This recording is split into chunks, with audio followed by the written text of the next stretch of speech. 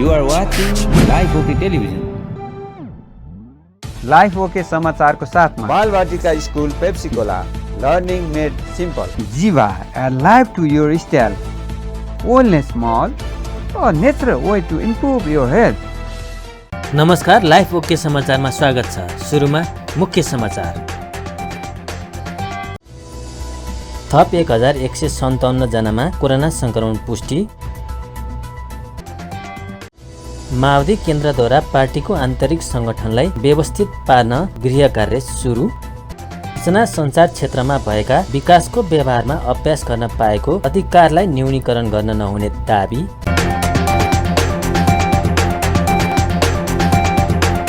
अब समाचार विस्तारमा। नेपालमा बुधबार थप 1157 जनामा कोरोना संक्रमण पुष्टि भएको छ। देशभर गरिएको 10,652 पीसीआर परीक्षणका क्रममा 892 र 3,889 एन्टिजेन परीक्षणका क्रममा 265 जनामा कोरोना संक्रमण पुष्टि भएको स्वास्थ्य मन्त्रालयले जनाएको छ। यो सँगै नेपालमा कोरोना संक्रमितको संख्या 8,85,536 पुगेको छ। त्यस्तै कोरोनाका कारण थप 8 जनाको मृत्यु भएको छ। हालसम्म नेपालमा 11,123 संक्रमितको ज्यान गएको मन्त्रालयले जनाएको छ। त्यस्तै थप 1,113 संक्रमित निको हुँदा हालसम्म 7,64,847 जना निको भएका छन्। हाल 18,193 सक्रिय संक्रमित आइसोलेसन र 244 जना क्वारेन्टाइनमा रहेको मन्त्रालयले जानकारी दिएको छ।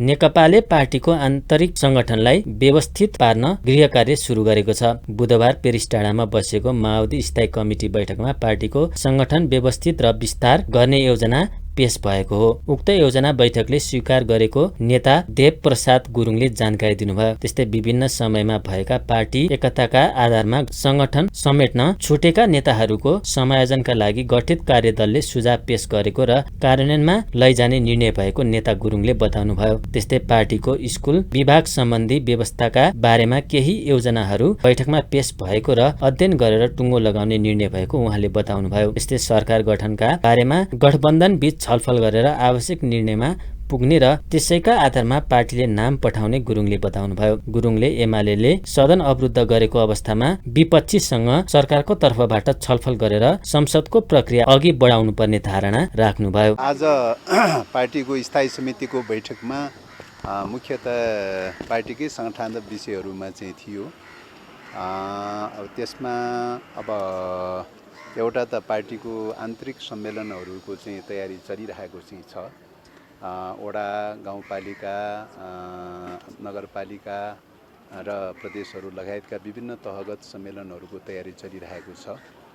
त्यसको प्रतिनिधित्वको बारेमा कसरी गर्ने, कुन ढङ्गले प्रतिनिधित्व गर्ने भन्ने विषयमा चाहिँ एउटा सम्मेलनहरूको प्रतिनिधित्वको सन्दर्भमा चाहिँ एउटा टुङ्गो लगाइएको चाहिँ छ र त्यसको सेड्युल त अस्ति नै सार्वजनिक भइसकेका छ। त्यही टेन्टेटिभ टाइममा चाहिँ सम्मेलन गर्नका लागि प्रतिनिधित्वको व्यवस्थाको बारेमा एउटा आज त्यो टुङ्गाइएको छ।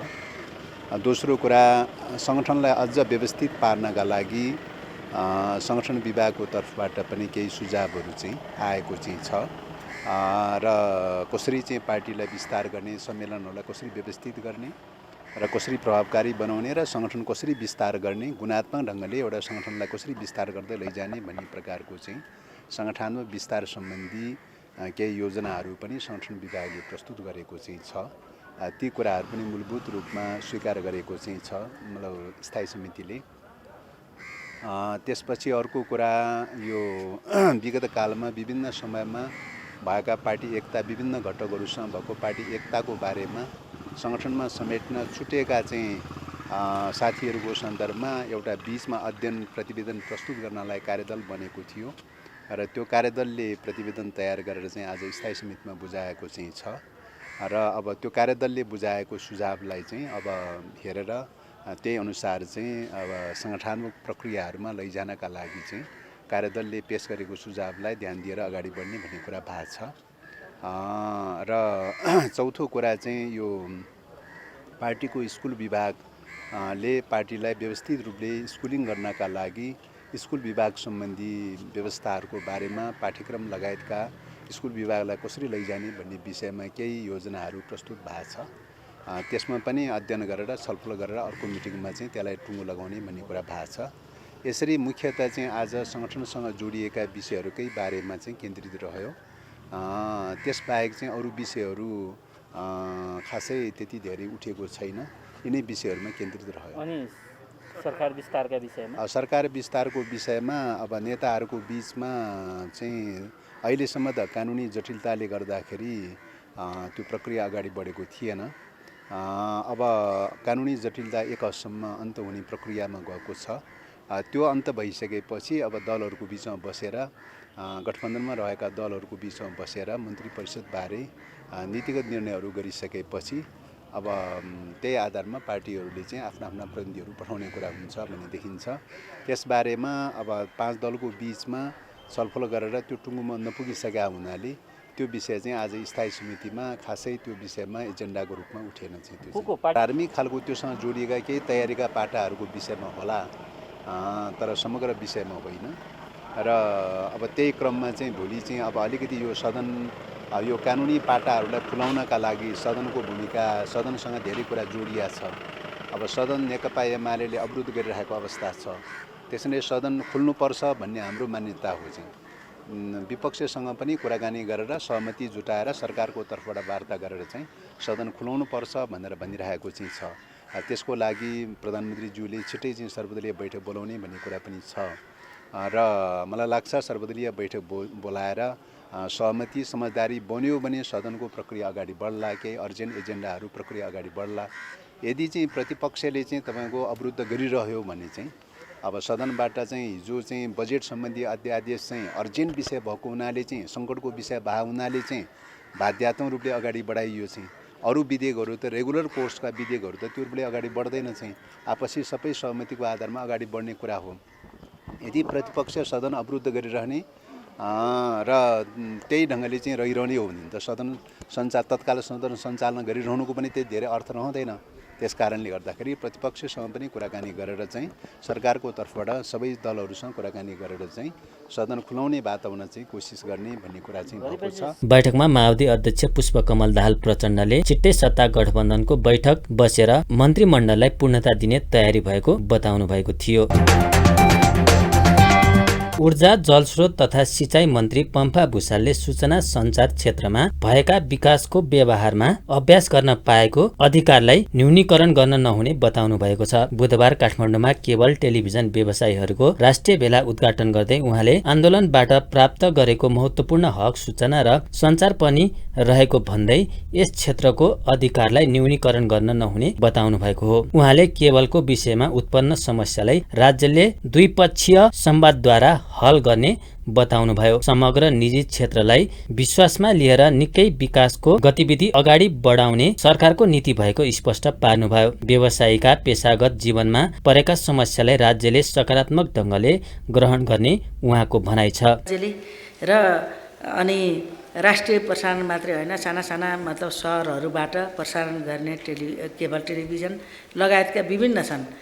अब सँगसँगै विज्ञानको प्रवृत्तिले सबैका एउटा हातमा एउटा मोबाइलका चिप्समा संसार छ।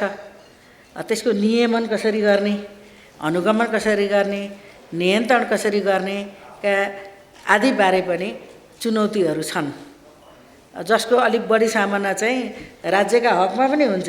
यस्तो यसलाई नियमन र नियन्त्रण गर्ने कुरामा चाहिँ। तर सँगसँगै फेरि निजी क्षेत्रले चाहिँ व्यवसाय र पेसामै प्रभाव पारेको मैले पाएँ।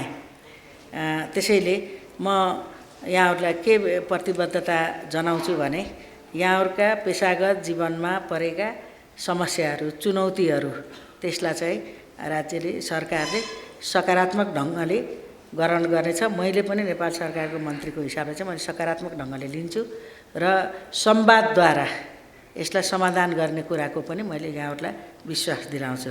उपत्यकाका 3 सहरमा अब विद्युतीकरण चाहिँ अन्डरग्राउन्ड गर्दैछौँ। त्यसपछि क्रमशः महानगर नगर गर्दै जाँदा पोलका कुरा पनि हराउने छन्। अब हामी पोलको बहस गर्दा गर्दै अन्डरग्राउन्ड जाँदा हामीले सायद अर्को बहस गर्नु पर्ला।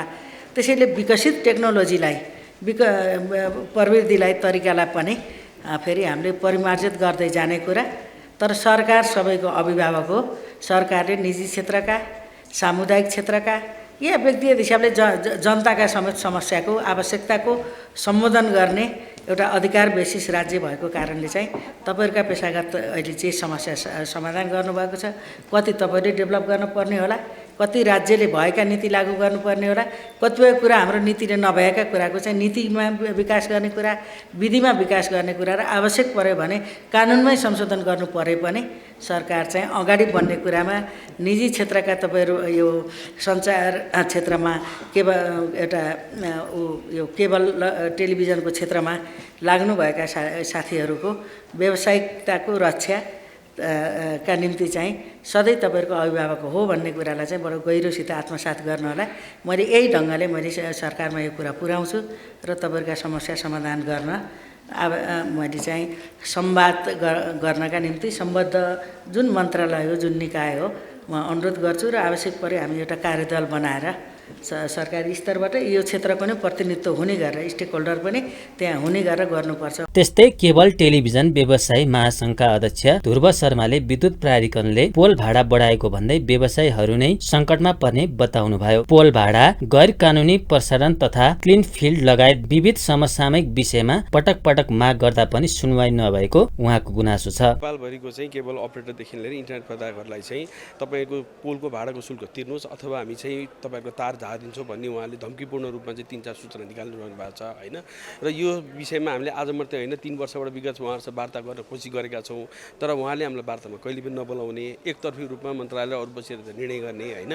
त्यही भएर आज हामीले के भनेका छौँ भन्दाखेरि यो 15 गते यसरी तार झार्ने हो भने हामी सम्पूर्ण टेलिभिजनदेखि लिएर सारा चिज हामी बन्द गर्छौँ, हामीसँग विकल्प छैन। आज उहाँले कुन तर्फले के तरिकाले चाहिँ वृद्धि पनि एउटा हुन्छ 5% हुन्छ या 10% हुन्छ त्यो हामी तिर्न तयार छौँ, तर उहाँले जुन तरिकाले आज 400 या 500% वृद्धि गर्छु जुन भन्नुभएको छ यो संसारमा कहीँ पनि हुँदैन। र अर्को कुरा राज्य सबैभन्दा ठुलो जिम्मेवार कहाँ हुनुपर्छ भन्दाखेरि राज्यको एउटा अङ्ग विद्युत प्राधिकरण जो आज मोनोपोली रूपमा चाहिँ विद्युत प्रसारण गरेका छ भने हामी केबल क्षेत्र या इन्टरनेट या जति पनि यी सञ्चारका माध्यमहरू हामी प्रतिस्पर्धीमा छौँ। हामी हरेक ठाउँमा पुर्याउनलाई एउटा ठाउँमा पुर्याउँदा 10देखि 15 या 40देखि अपरेटर पनि हामी छौँ भनेपछि ग्राहक खोज्दा खोज्दा हामी हरेक ठाउँमा पुग्नु पनि पर्ने हुन्छ होइन। त्यसले गर्दाखेरि आज केबलकै कुरा गर्ने हो भने 300 रुपियाँ या 400 रुपियाँ उठाएर हामीले यत्रो महँगो भाडा तिरेर हामीले घर घरमा सूचना पुर्याउने अवस्था छैन जुन राज्यले गर्नुपर्ने हो। त्यसले गर्दा हामीले भनेको कुरा के भन्दाखेरि यदि राज्यले यसरी नै एउटा निकायबाट चाहिँ हामीलाई पोलको नाममा लाइसेन्स चाहिँ वारवारी बाँड्ने, तिमी सेवा लिएर जाऊ भन्ने, तर राज्यले हामीलाई राइट अफ वे नदिने, यदि पोलबाट हामीलाई लाइसेन्स दिएको भनेको पोलबाट तिमी घर घरमा सूचना पुऱ्याऊ भनेर हामीलाई लाइसेन्स बाँड्यो चाहे केबल या इन्टरनेटलाई पनि। भनेपछि यदि पोलबाट हामी तिर्न सक्दैनौँ भने हामीले भनिसक्दाखेरि भोलि तार काट्छ भने हामीलाई कि आफ्नो पोल गाड्न दिनु पऱ्यो, हामी त्यसमा सक्षम छौँ, हामी गाड्छौँ, यत्रो पोलको भाडा तिर्न सक्ने हामी सम्भव छँदै छैन कि हामीलाई राइट अफ वे देखाइदिनु पऱ्यो। राज्यको सूचना पुर्याउनु पनि घर घरमा उसको दायित्व, हाम्रो दायित्व होइन। राज्यले लगानी नै नगरेको दायित्वमा हामीले यत्रो लगानी गरेर उसको सूचना हामीले पुऱ्याएका छौँ भने तर राज्य त्यहाँ चाहिँ संवेदनशील भएन। एउटा राज्य निकायबाट अर्को राज्य निकायमा तपाईँको चाहिँ कोअर्डिनेसनको कमी छ। यहाँ यो मात्रै नभएर हाम्रो त केबल टिभीको आज भनिन्छ भने तपाईँ इन्टरनेटको माध्यमबाट हेर्नुहुन्छ भने तपाईँको अहिले इलिगल ओटिटी एपदेखि लिएर सारा चिजले सञ्जाल यति भरिसक्यो कि अब टेलिभिजन हेर्ने अवस्थै छैन। त्यस्तै डिजिटल टेलिभिजन सेवा प्रदायक कम्पनी डिस होममा प्रबन्ध निर्देशक सुदीप आचार्यले टेलिभिजन प्रदायक संस्थाको समस्यालाई सरकारले गम्भीर रूपमा लिनुपर्ने धारणा राख्नुभयो। घर घरमा सहज रूपमा टेलिभिजन च्यानल पुर्याउन नसके यस क्षेत्रको उद्योग नै धरापमा पर्ने उहाँको भनाइ छ। उहाँले स्वदेशी व्यवसायीको घाँटी निमोट्ने र विदेशी व्यवसायीलाई खुल्ला छाड्ने नीतिलाई सरकारले उचित सम्बोधन गर्नुपर्ने धारणा राख्नुभयो। टेलिभिजन च्यानल नै यदि हामीले घर घरमा पुर्याउन सकेनौँ भने टेलिभिजन च्यानल कसरी चल्छन् र नेपाली व्यवसायलाई चाहिँ घाँटी निमोट्ने र विदेशी व्यवसायलाई चाहिँ खुल्ला छोडिदिने जुन चाहिँ एउटा तर्जुमा भएको छ, जुन नीति तर्जुमा भएको छ। किन भन्दा कानुन छैन भन्छौँ हामी, भर्खर पनि सल्लाह गर्दै थियौँ, कानुनै छैन के गर्ने भने। त्यसो भने जसले कानुन मान्छ उसलाई लाग्ने, जसलाई जहाँ चाहिँ कानुन छैन उसले जे पनि गर्यो हुने। यो कहीँ पनि संसारमा कहीँ पनि नहुने कुरो भइरहेको छ। यसलाई गम्भीरतापूर्वक हामी सबैले आवाज उठाउन जरुरी छ। एउटा अघि मन्त्रीज्यूले पनि भन्नुभयो अलिकति आफ्नो पनि जुन चेन्ज छ त्यो चेन्जलाई चाहिँ तपाईँहरू त्यसलाई पनि च्यालेन्ज स्वीकार गरेर अगाडि बढाउँदै जानुहोस् भनेर भन्नुभएको छ। त्यसलाई हामी स्वीकार गरेका छौँ त, हामीले परिवर्तन हामीले गर्दै हिँडेका छौँ, हामीले लगानी थप्दै हिँडेका छौँ। हामी लगानी छोडेर ल सिद्धियो भनेर त हिँडेका छैनौँ नि। तर खोइ त फेसिलिटेसन चाहिँ केही पनि भएको छैन। त्यसै कारण म सबैजनालाई के आग्रह गर्छु भने यसलाई अलिकति सिरियसली लिउँ। तपाईँहरू यत्रो भेलामा चाहिँ मलाई बोल्ने मौका पनि दिनुभएको छ। हामी यो कुरामा एकबद्धता छौँ। कहिलेकाहीँ अलिकति कन्फ्युजन हुन्छ, डिसोम भनेको चाहिँ अर्कै चिज हो कि भन्ने पनि चाहिँ केबल अपरेटरहरूलाई लाग्छ। तर हामी एउटा यो सेम इन्डस्ट्रीमा छौँ, यसको पीडा हामी सबैले भोगिरहेछौँ र यसको पीडा भोग्नेमा हामी मात्र होइन, अब टेलिभिजन इन्डस्ट्री पनि भोग्दैछ। जब बाटो नै छैन भने त्यहाँ बस कसरी गुड्छ? महासंघले केबल टेलिभिजन सञ्चालनका क्रममा राज्यले अंगीकार गर्ने अस्थिर नीतिका कारण व्यवसाय नै बन्द गर्नुपर्ने अवस्था आएको भन्दै गैर कानुनी प्रसारण बन्द गर्नुपर्ने र प्रसारण क्षेत्रलाई कानुन बमोजिम करको दायरामा ल्याउनुपर्ने माग गर्दै आएको छ। महासंघले नेपालका सम्पूर्ण केबल टेलिभिजन व्यवसायको संरक्षण तथा प्रवर्धनका निमित्त राज्यले अविलम्बन उचित निर्णय नगरे सम्पूर्ण केबल टिभी व्यवसाय नै बन्द हुने जनाउँदै सरकारवालासँग छलफल गरेर मात्र पोल भाडा निर्धारण गर्न आग्रह गरेको छ। नेपाल चेम्बर अफ कमर्स अन्तर्गत नेपाल महिला चेम्बरको आयोजनामा बुधबार काठमाडौँमा दशैं तिहार व्यापार मेला 2021 सुरु भएको छ। नेपालमा उत्पादन भएका अर्गानिक कृषि उत्पादन लगायत अन्य उपभोग्य वस्तुहरू प्रवर्धनका लागि कमल पोखरी स्थित सिटी सेन्टरमा मेला आयोजना गरिएको महिला चेम्बरले जनाएको छ। मेलामा घरेलु उत्पादनका वस्तुलाई प्राथमिकताका साथ राखिएको छ। मेलाको उद्घाटन चेम्बरका अध्यक्ष राजेन्द्र मल्लले गर्नुभयो। मल्लले देशमा स्वरोजगार बढाउन मेलाले महत्त्वपूर्ण भूमिका खेल्ने बताउनुभयो। त्यस्तै उहाँले गाउँ-गाउँमा महिलाले उत्पादन गरेको वस्तुलाई बजारसम्म ल्याउन चेम्बरले सहयोग गर्ने धारणा राख्नुभयो। देशमा कसरी स्वरोजगार वृद्धि गरी हामी चाहिँ उत्पादनशील बनी एउटा आत्मनिर्भर बन्न सकिन्छ भन्ने कुरामा दिदीबहिनीहरूले ध्यान दिनुहोला भन्ने म आग्रह गर्न चाहन्छु। जुन किसिमको हाम्रो मुलुक यो आयात बेसमा चलिरहेछ, अब हामी त्यसो भन्दा पनि हामी उत्पादनशील बन्नै पर्छ र यसको लागि यहाँहरूले चाहिँ महिला दिदीबहिनीले एउटा ससाना उद्योगहरू गाउँ-गाउँमा यसको चाहिँ जे छ चाहिँ एउटा नयाँ विधिबाट चाहिँ सञ्चालनमा ल्याउने छोटो पुँजीले पनि यो कटेज इन्डस्ट्रीहरू निर्माण गर्न सकिन्छ। यतातिर पनि ध्यान दिने र चाहिँ हाम्रो जुन महिला चेम्बरले त्यो चेम्बर अन्तर्गत यो 75 जिल्लासम्म 77 जिल्लामा मोटामोटी 75 जिल्लामा हाम्रो सङ्गठन भइसकेको अवस्था छ भनेदेखि हरेक जिल्लामा यहाँहरूले महिला दिदीबहिनीहरूलाई उत्पादनशीलको लागि एउटा चाहिँ प्रश्रय दिने र चाहिँ हौसला दिने गर्नुहोस्। त्यस्तै नेपाली महिला उद्यमीहरूको प्रवर्धनका लागि गठन भएको नेपाल महिला चेम्बरकी सचिव लिमा अधिकारीले मेलाबाट नेपालमा उत्पादन भएका कृषियोग्य अर्गानिक तथा अन्य उपभोग्य वस्तुहरूको प्रवर्धनमा महत्त्वपूर्ण योगदान पुग्ने विश्वास व्यक्त गर्नुभयो। र विशेष गरी सबैजना चाहिँ नेपाली प्रडक्टहरूलाई नै हामीले चाहिँ विशेष प्राथमिकता साथ राखेका छौँ र अहिले यहाँ पनि हामीले चाहिँ धेरै कोभिड पछि चाहिँ धेरै महिला उद्यमी दिदीबहिनीहरूको साह्रै मनोबल खस्किएको र उहाँहरूको प्रडक्टहरू धेरै बिक्री नभएको स्थितिमा चाहिँ एउटा चाहिँ प्लेटफर्म हामीले खोज्नुपर्छ, हामीले केही चाहिँ गर्नुपर्छ भन्ने हिसाबले चाहिँ सबै महिला दिदीबहिनीहरूको नेपाली प्रडक्ट लोकल प्रडक्टलाई चाहिँ हामीले प्रवर्धन गर्न, त्यसको बजार खोज्न र उहाँको पनि यो दसैँ तिहारमा केही बिक्री होस्, केही आम्दानी होस् भन्ने हिसाबले चाहिँ हामीले यो मेलाको आयोजना गरेको। 15 दिनसम्म चल्ने उक्त मेलामा सहभागी हुन नेपाल महिला चेम्बरले आह्वान गरेको छ। महिला चेम्बरले हरेक वर्ष दशैं तिहार व्यापार मेला आयोजना गर्दै आएको छ। अख्तियार दुरुपयोग अनुसन्धान आयोगले प्रदेश 2 को मुख्यमन्त्री तथा मन्त्री परिषदको कार्यालयमा छापा मारेर कागजात नियन्त्रणमा लिएको छ। बुधबार बर्दिवास स्थित अख्तियारको कार्यालयबाट गएको टोलीले कार्यालयमा छापा मार्दै कागजात नियन्त्रणमा लिएर फर्किएको हो। छात्रालाई बाँड्न किनेको साइकलमा अनियमितता भएको पाइएपछि अख्तियारको टोलीले कार्यालयमा छापा मारेको हो। प्रदेश 2 को मुख्यमन्त्री बेटी पढाऊ बेटी बचाऊ अभियान अन्तर्गतको साइकल वितरणमा भएको खर्च विवरण सम्बन्धी फाइल अनुसन्धान गरिरहेको अख्तियार दुरुपयोग तथा अनुसन्धान आयोग बर्दिवासका उपसचिव मेघनाथ रिमालले जानकारी दिनुभयो। साइकल खरिदमा अनियमितता भएको उजुरी आएको र सोही अनुसार छानबिनमा लागेको उहाँले बताउनुभयो। उहाँले नियन्त्रणमा लिएका कागजातहरू अध्ययन गरेर थप विषय सार्वजनिक गर्ने बताउनुभयो।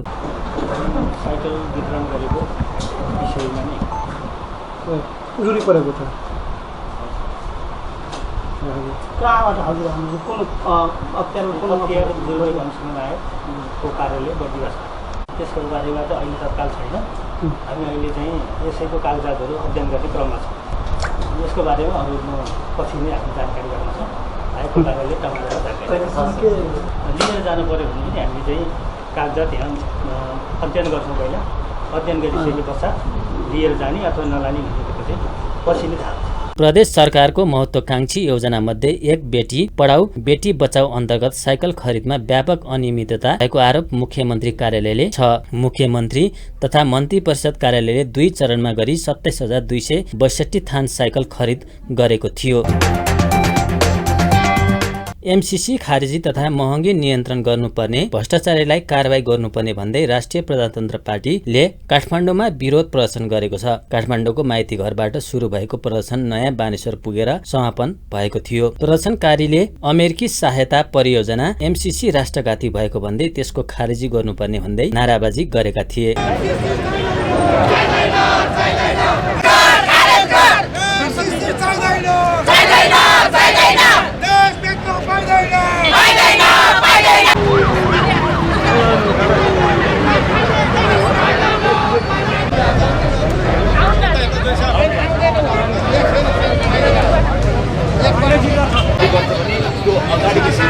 त्यस्तै उनीहरूले महँगी नियन्त्रण गर, भ्रष्टाचारीलाई कारबाही गर लगायतका नारा लगाएका थिए। प्रदर्शनपछि राप्रपाले एमसीसी खारेजीका साथै महँगी नियन्त्रण गर्नुपर्ने लगायतका माग राख्दै काठमाडौँका प्रमुख जिल्ला अधिकारी मार्फत प्रधानमन्त्री शेरबहादुर देउवालाई ज्ञापन पत्र समेत बुझाएका थिए।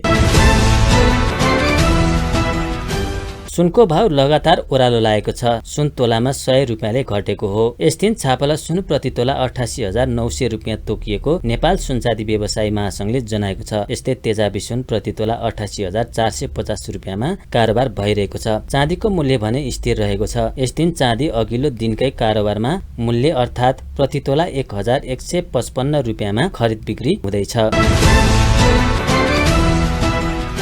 3 कारोबार दिनको निरन्तर गिरावटमा 204 अङ्क गुमाएको नेप्से 50 अङ्क बढेको छ। यस दिन नेप्से परिसूचक 1.93% अर्थात् 50.58 अङ्क बढेर 2665.39 बिन्दुमा पुगेको छ। यस दिन सेन्सेटिभ इन्डेक्स 8.58 अङ्क बढेको छ। त्यसै गरी यस दिन फ्लोट इन्डेक्स 3.6 अङ्क र सेन्सेटिभ फ्लोट इन्डेक्स 2.99 अङ्क बढेको छ। नेप्से बढे पनि यस दिन कारोबार रकम भने केही घटेको छ। यस दिन 229 कम्पनीको 63,916 पटकको कारोबारमा 5 अर्ब 2 करोड 85,55,000 रुपियाँ बराबरको 98,94,000 किता सेयर खरिद बिक्री भएको छ। कुस्तीको विश्व च्याम्पियनसिपमा नेपालका 3 खेलाडीले प्रतिस्पर्धा गर्ने भएको छ। नर्वेमा आयोजना हुने विश्व च्याम्पियनसिपमा नेपालका 3 पुरुष खेलाडीले प्रतिस्पर्धा गर्ने भएका हुन्। विश्व च्याम्पियनसिपमा सहभागी जनाउने नेपालका सुमिर कुमार शाह, सुरेश चुनारा र साहिल अन्सारीको टोलीलाई बुधबार ललितपुरमा नेपाल कुस्ती संघले विदाई गरेको छ। टोलीलाई नेपाल ओलम्पिक कमिटीका अध्यक्ष जीवन राम श्रेष्ठ, संघका अध्यक्ष राज मोहम्मद अन्सारी, संघका उपाध्यक्ष तथा मुस्लिम आयोगका अध्यक्ष समीम मिया अन्सारी लगायतले विदाई गर्नु भएको हो। नेपालको लागि एउटा नयाँ इतिहास चाहिँ नि रच्ने काम हुँदैछ। अब कुस्ती खेलसँग परिचित भएको त लामो समय भइसकेको छ। नेपालमा कुस्ती खेल चाहिँ नि खेलिन्छ र मेडल पनि साउथ एसियन गेममा मेडल ल्याउने काम पनि भएको छ कुस्तीले। अब कुस्ती नेपालका चाहिँ नि तराईका जिल्लाहरूमा धेरै प्रख्यात पनि छ। कुस्तीबाजहरू धेरै छन् हैन। यो सबैको बीचमा पनि कुस्ती लामो समयदेखि खेल भइरहेको भए तापनि यसले जुन अन्तर्राष्ट्रिय जगतमा वर्ल्ड च्याम्पियनसिप जस्तो एउटा महत्त्वपूर्ण र चाहिँ नि विश्वस्तरीय प्रतियोगितामा सहभागी हुने काम चाहिँ नि भइसकेको थिएन। तर यो पहिलोपल्ट अहिले चाहिँ नि जुन वर्ल्ड च्याम्पियनसिपमा नेपाली टिमले सहभागिता जनाउँदैछ, यो आफैमा एउटा चाहिँ नि गौरवको विषय हो र नेपालको लागि चाहिँ नि निकै नै एउटा चाहिँ नि खुसीको विषय पनि हो। यो अब खेलाडी जाने भन्ने कुरा चाहिँ नि अब अहिले भर्खरै तपाईँहरूको परिचय चाहिँ नि विभिन्न नामबाट भयो। अब यो देश छोडेर त्यहाँ गइसकेपछि अब एउटै मात्र परिचय हुन्छ, त्यो नेपाल भन्ने मात्र हुन्छ। नेपालको टिम, नेपालको कोच, नेपालको खेलाडी भन्ने परिचय मात्र हुन्छ। तपाईले कुस्ती सङ्घको प्रतिनिधित्व गरिरहँदाखेरि सिङ्गो राष्ट्रलाई चाहिँ नि प्रतिनिधित्व गर्दै हुनुहुन्छ। सिङ्गो राष्ट्रलाई नै त्यो चाहिँ नि प्रतियोगिता स्थलमा बसेर चाहिँ नि नेपाल राष्ट्रलाई चिनाउने काम पनि गर्दै हुनुहुन्छ। विदाई कार्यक्रममा ओलम्पिक कमिटीका अध्यक्ष श्रेष्ठले खेलबाट नेपाललाई विश्व सामु चिनाउन मद्दत पुग्ने बताउनुभयो। उहाँले नेपाली टोलीले पदक जितेर स्वदेश फर्कने विश्वास समेत गर्नुभयो। नेपाल ओलम्पिक सङ्घको अध्यक्षमा दीपक बिष्ट निर्वाचित हुनुभएको छ। नयाँ कार्य समितिका लागि बुधबार भएको निर्वाचनबाट तेक्वोन्दोका कीर्तिमान पूर्व खेलाडी बिष्ट निर्वाचित हुनुभएको हो। अध्यक्षका प्रत्याशी एनओसीका पूर्व उपाध्यक्ष समेत रहेका रविराज थापालाई हराउँदै बिष्ट अध्यक्षमा निर्वाचित हुनुभएको हो। यस्तै सङ्घको उपाध्यक्षमा प्रवीण तुलाधर निर्वाचित हुँदा महिला उपाध्यक्षमा सङ्गीना वैद्य निर्विरोध चयन हुनुभयो। त्यस्तै महासचिवमा राजेन्द्र भण्डारी, सचिवमा देबु थापा र कोषाध्यक्षमा स्नेहा राणा निर्विरोध चयन हुनुभयो।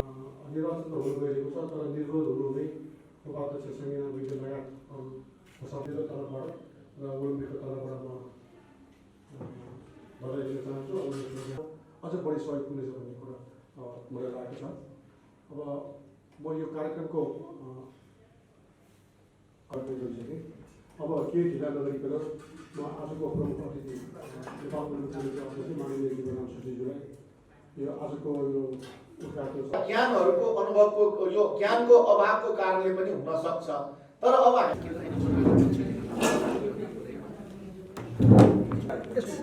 त्यस्तै सदस्यमा राजकुमारी पाण्डे, विमला राणा मगर, कान्छी माया कोजु, पर्मिला रिजाल, मुकुन्द हरिश्रेष्ठ, विष्णुबहादुर सिंह, टीकाराम श्रेष्ठ, सफल राम श्रेष्ठ र रञ्जन श्रेष्ठ निर्वाचित हुनुभएको ओलम्पिक सङ्घले जनाएको छ।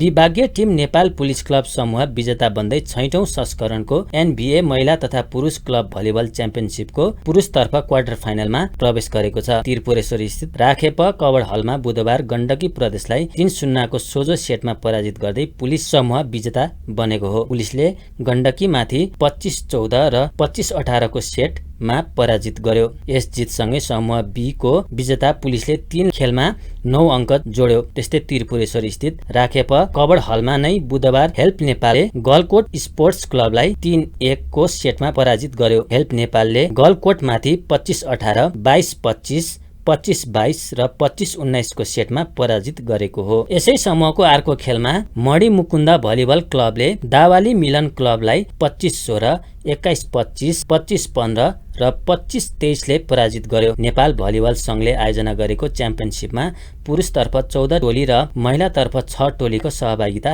रहेको छ। च्याम्पियनसिपबाट पुरुषतर्फ 7 र महिलातर्फ 5 टोली चैतमा आयोजना हुने क्लब लिगमा स्थान बनाउनेछन्।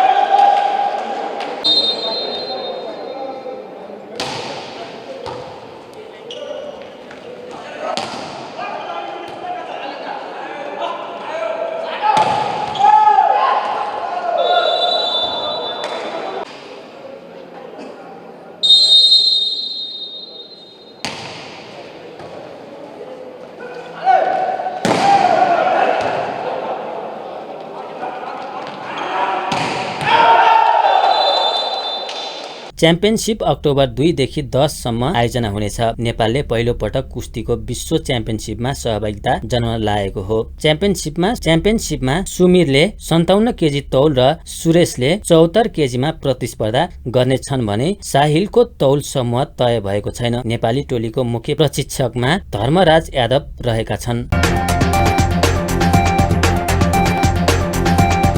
अन्त्यमा प्रमुख समाचार फेरि एकपटक। थप 1157 जनामा कोरोना संक्रमण पुष्टि। माओवादी केन्द्रद्वारा पार्टीको आन्तरिक संगठनलाई व्यवस्थित पार्न गृह कार्य सुरु। सूचना सञ्चार क्षेत्रमा भएका विकासको व्यवहारमा अभ्यास गर्न पाएको अधिकारलाई न्यूनीकरण गर्न नहुने दाबी। हस्त अहिलेका लागि लाइफ ओके समाचार यति नै। हेर्दै गर्नुहोला लाइफ ओके टेलिभिजन। नमस्कार।